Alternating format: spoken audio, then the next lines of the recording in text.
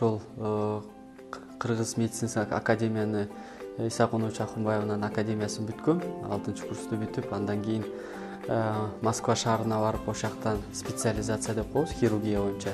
Ошол жактан өтүп, хирургияны өтүп, 2 жыл андан кийин онкологияны дагы ошол жерден бүтүп, анан ошо Москва шаарында 2,5 жылдай иштеп келип, ошо хирургия боюнча именно жаңы технологияларын үйрөндүрүп, анан бияка келип медицинский центр КГМга келип, ошол жакта заведующий хирургия болуп, ошол жакта эмгектенип жатам. Ашказандын ушу дарттарынан жөнөкөй, мисалы азыр баардык эле дүйнө жүзүн боюнча эле бир концепцияга келип эле жөнөкөй обычный гастриттен баштап, бул рак оорусуна чейин, бул баардык эле бирдиктеп келгенде эле баардыгынын эле причинасы бул Helicobacter pylori болуп калып атат.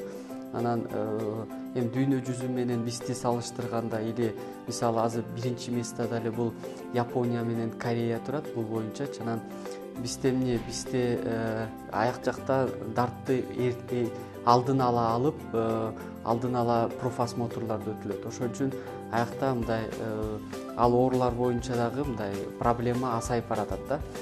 Биздин жакта эми баягы ашказанды тиги шланги жутат деп коркутуп, анан кантип жутабыз, оорутат деп ошондо кыйын болуп калат. Ошон үчүн ошол жаман болуп калат да. Анан жөнөкөй эле ошол баардыгыңыздарга кеңеш, ошо жөн эле бир 30 жашка жеткенде ар бирөөңүздөр барып бир поликлиникага болобу, каяңыздарга барып, ошол азыр ар бир поликлиникада ушундай гастроскоптор бар, ошого барып, алдын ала барып, ошо гастроскопияны түшүп, ошо ракка чалдыккандан алыс бололу, ошону өзүбүздүн, ар бирөөбүздүн ден соолугубуз өзүбүздүн колдуңуздарда, ошону алдын ала алган үчүн ошол жакшы болот да.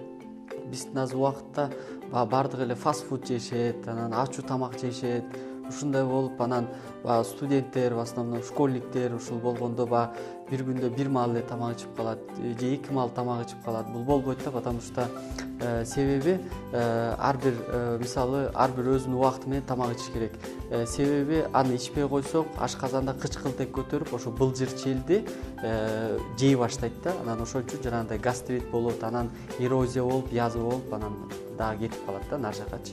Бул өт баштыкчасы, бул өт өзү деген негизи боордон чыгат, бирок өт баштыкчасы ошол бул резервуар деп коет да, резервуар көп өт чыгып баштаганда боордон ошол өт баштыкчага барып ошол жака чогулат. Анан биз тамак ичкенде мээден сигнал берип, анан бул ушундай тамак келатат деп, анан өт ошол сокращение болуп, анан ошол өттүн баары чыгып, анан тамакты сиңиргенге чоң маанилүү нерсе да.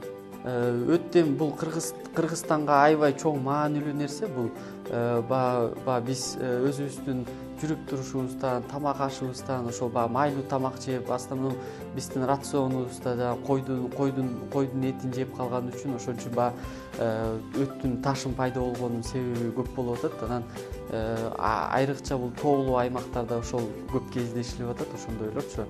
Анан элдер айтышат, ошол ташты өзүң эле алып койсоңор болобу дейт. Анан жок, болбойт. Бул себеби өзүнүн эң алгачкы бунун причинасы бул өт баштыкчанын ичинде да. Өт баштыкча ичинде воспаление болуп, ошол жактан өт сокращение болбой калып, ошон үчүн таш акырын асадак болуп, анан ошон үчүн таш пайда болуп атат. Ташты алып койсок болот, мейли, бирок кайра эле таш пайда болор. Өт баштыкчаны өзүнчө алып коюш керек. Өт баштыкчаны алып койгондон кийин боордон акырын 12 чейге диета кармап, 2-3 айга чейин, анан акырын боор көнөт дагы, анан 12 чейге өзү эле напрямую эле акырындан өт түшө берет. Эми ар кандай дарт болот да, мисалы жөнөкөй аппендицит болсо, бул жана мен түшүндүргөндө 2 метод дебедимби? Бул открытый метод, анан лапароскопический метод. Мисалы салыштырмалуу эле, мисалы Москвада 99% ошо сокур ичегилер лапароскопический алынат. Определенный эле бир ситуациялардан эле открытый алынып калбаса, бир 100 кишиге бирөөсү эле ошондой ачык метод менен алынат да. Анан аларды биз бир күндө, 2 күндө эле чыгарып ичебиз. больницаданчы. Анан Кыргызстанда ошол техника жетишпегендиктен ачык болгон үчүн кичине көбүрөөк болуп калат. Ошол үчүн оорулууларга дагы кичине кыйынчылык болуп калат да ошол себептен. Анан өзлөрү ошол бүт рекомендациялардын врачтарын аткарылса эле, баардыгы эме болсо эле, дарт менен бат эле операциядан бат эле туруп кетет да. Толугу менен кайтып келе алат. Эчтеке деле ал мисалы азыр дүйнө жүзүндө биринчи месттеде ошол органды алып калуу, максимально алып калуунун кажети болуп атат. Анан бир кичинекей өтө маанилүү эмес органдарга операция жасалганда адам обычный эле кишидей эле, мисалы мурунку операция болгонго чейин деле жашап жүрө берет, эчтеке болуп атат.